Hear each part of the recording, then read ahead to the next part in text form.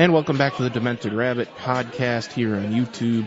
Gonna have a little fun now because I've been doing some serious things here with the podcast in the last couple times I've done this. Well, the first couple times I've done this, I guess, or however you want to look at it. Let's do a little wrestling fun. Let's have a little fun. Let's have a little wrestling fun. Of course, this is the big weekend for wrestling. Of course, this is the weekend of WrestleMania. WrestleMania 33 is, of course, this Sunday. And I'll be watching. I am a wrestling fan. I will admit it. I will be watching on the WWE Network. And let's have a little fun. Let's do a little WrestleMania.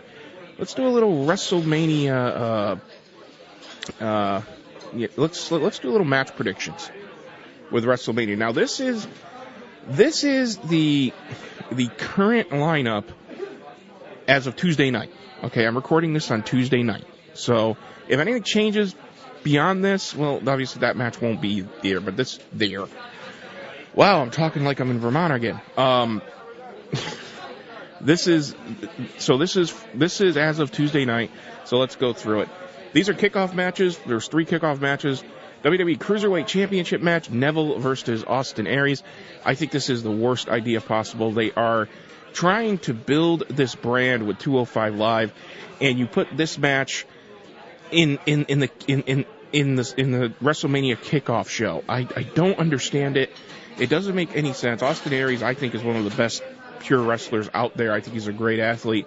So is Neville. And why do you put this in the kickoff? It should be somewhere within the main card. Who wins this? This is tough. WWE a lot of times right now is kind of doing the exact opposite of what the fans are kind of expecting to happen. I think part of it they just do it as kind of a joke because they I think they do look at the message boards now and they kind of see what everybody's thinking and they're going to do the opposite.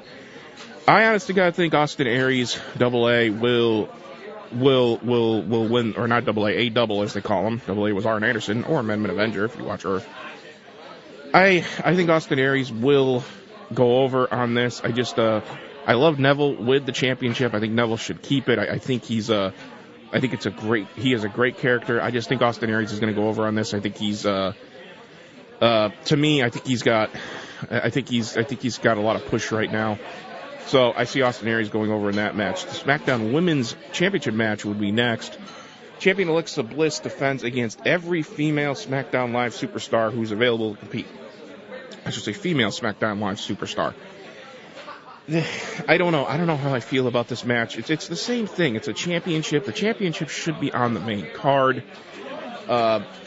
Anyways, what happens? Well, I kind of look at Naomi. Naomi came back on SmackDown Live tonight, and I see her winning this. I see her taking it. She's the hometown girl. I think it just makes sense to have Naomi win this, so I think Naomi goes over in that match. The Andre the Giant Memorial Battle Royal is also on the kickoff match, or also on the kickoff show. Same thing, why not just put them all in the main card? This is supposed to be something, this is supposed to be a bigger event. It's got the right name on it. Andre the Giant. If you never saw Andre, I saw Andre as a kid. Man, the guy was just amazing. And watching some of his matches from the early '80s into the '70s, I mean, this guy could throw a drop kick, which was pretty amazing at his size. But who wins this? I think it's Braun Strowman's to lose. Braun Strowman, such a big guy, but he's fast. He's agile. I think he's just got such a big future if they market him right, and I really do think this is Strowman's to lose. Sami Zayn, has I believe the thing. Sami Zayn I think has been told if he loses he gets fired. I think Sami Zayn goes to SmackDown, and I think that's how that works. But I think it is Strowman's to lose the Andre the Giant Battle Royal. Going into the main show, the Tag Team Championship for Raw, Triple Threat Ladder match. Gallows and Anderson versus Enzo and Big Cass and Cesaro and Sheamus. I don't know what to think of this match. I think my gut's telling me Enzo and Big Cass will win it. I think it's kind of their time. They're well over with the fans, and I think the fans are kind of screaming to have them with the belts going into the Monday after WrestleMania, which is always just a nut house. And but I kind of hate it because Gallows and Anderson, I wish they let Gallows and Anderson just be themselves, like they were in New Japan with the Bullet Club. And, you know, do Cesaro and Sheamus turn heel in this? You know, and then they, you know, it sets up the next storyline between Enzo and Big Cass versus Cesaro and Sheamus. That could happen too, but I think Enzo and Big Cass take this. Next on the card is the Intercontinental Championship match between Dean Ambrose and Baron Corbin.